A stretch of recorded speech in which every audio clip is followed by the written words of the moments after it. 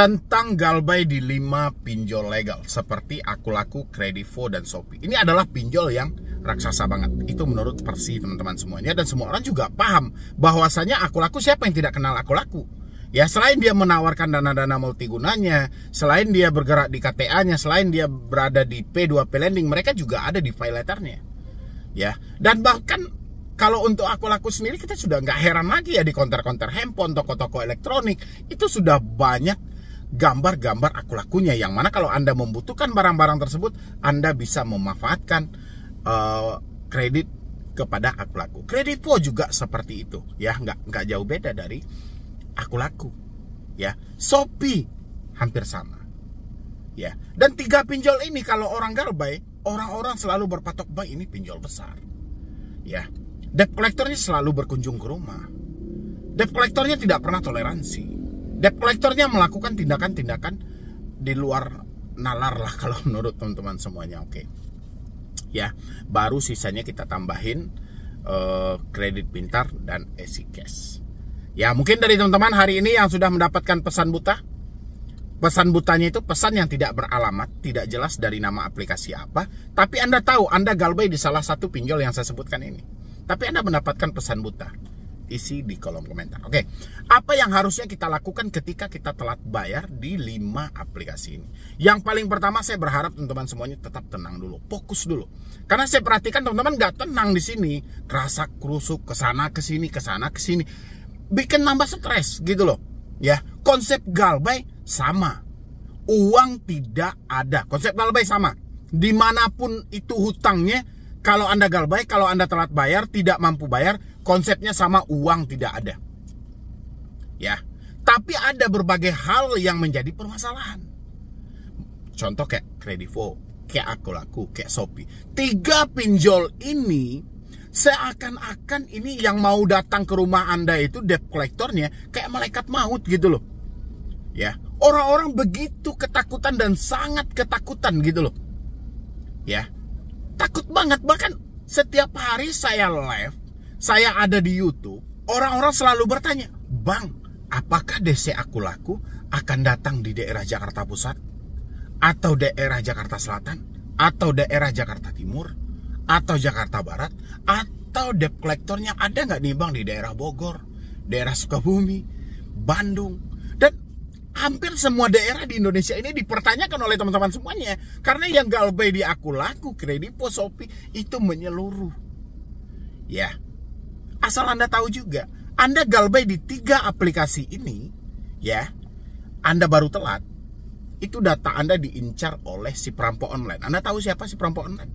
Joki-joki pinjol. Ini Anda harus waspada banget.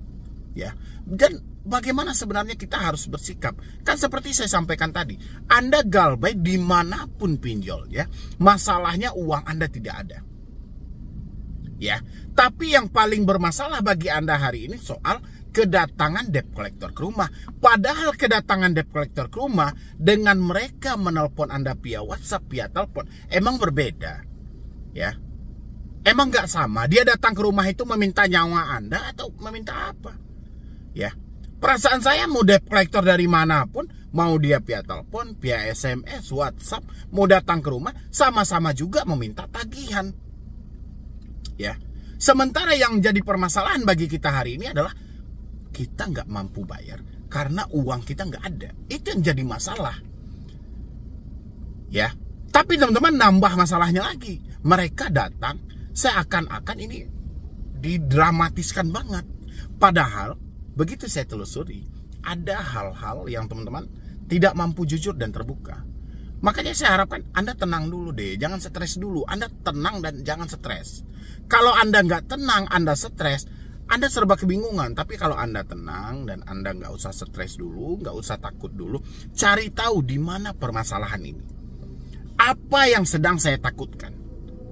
Ya, bukankah Galbay ini, bukankah tidak mampu bayar ini, saya akan dibebankan dengan nama saya masuk dalam kolektibilitas yang tidak baik, atau saya masuk ke dalam slik dari OJK, atau saya masuk ke dalam daftar hitam. Tapi kenapa saya malah seakan-akan ngejudge diri saya sendiri? Kok saya malah mementingkan DC datang ke rumah dan segala macam? Anda akan menemukan jawabannya di situ. Ya, kalau Anda melakukan pertanyaan kepada diri Anda. Karena saya melakukan pertanyaan ke beberapa orang, takut orang tuanya, alasannya itu aja sih. Alasannya jangan sampai orang tua saya tahu, jangan sampai dia datang ke rumah, jangan sampai meneror kantor, pokoknya jangan sampai aja semuanya. Padahal asal Anda tenang dan tidak stres, tidak panikan, Anda juga mampu loh menjebak debt collector ini. Ya, bagaimana cara menjebaknya, Bang? Aturan itu kan sudah ada. Banyak aturan yang diterbitkan. Kalau kita menemukan di lapangan, atau kita menemukan ketika kita telat bayar dan gagal bayar, ada debt collector yang keluar dari standar operasional peraturan yang ada, ya, atau mereka keluar dari aturan penagihan yang berlaku, kita bisa hentikan loh pembayarannya. Ya, soal DC datang ke rumah itu nggak ada masalah. Ya, mungkin Anda bilang di situ, abang bilangin nggak ada masalah, Bang. Bagi kami bermasalah. Iya, bagi Anda bermasalah karena Anda tidak mampu menerima keadaan Anda hari ini. Ya, makanya ketika Anda terjebak di pinjol yang saya sebutkan tadi, seperti Akulaku, Kredivo, Shopee, itu kan pinjolnya raksasa banget. Di dalam pemikiran Anda, Bang, Akulaku ini memproses saya nggak nih ke jalur hukum? Bang, bagaimana kalau nanti saya nggak bayar-bayar ini? Saya sudah telat, Bang, udah 1 tahun. Ya, udah 1 tahun ukurannya kan sudah move on. Kalau memang Anda tidak bisa move on, minimal sudah ada uangnya. Kalau Anda tabungin aja 10.000 sehari selama 1 tahun, itu sudah berapa juta duit Anda. Ya, tapi nol besar hasilnya, tapi tetap juga dia memfokuskan diri kepada hal itu. Ya, dan inilah yang teman-teman harus dibolak-balik lagi, karena ini yang Anda hadapi pinjol besar menurut versi Anda. Satu-satunya risiko yang akan Anda dapatkan adalah BI checking. Tapi kalau sikap Anda seperti ini, Anda selalu berfokus soal DC datang ke rumah, daerah mana yang akan dikunjungi, ya, ini kacau. Ya, itu buat teman-teman semuanya. Jadi saya nggak peduli mau Anda galbainya di 5 pinjol yang saya sebutkan tadi, harus hati-hati dengan diri Anda sendiri. Karena diri Anda terlalu kejam. Terlalu kejam diri Anda cara berpikirnya. Ini yang saya khawatirkan. Takutnya kalau Anda tidak bisa memisahkan mana yang benar, mana yang hanya skenario, mana yang hanya drama, ini bisa mengefek buruk terhadap diri Anda. Ya, apa efeknya, Bang? Bisa Anda nekat kabur dari rumah, bisa Anda nekat mengakhiri hidup, macam-macam.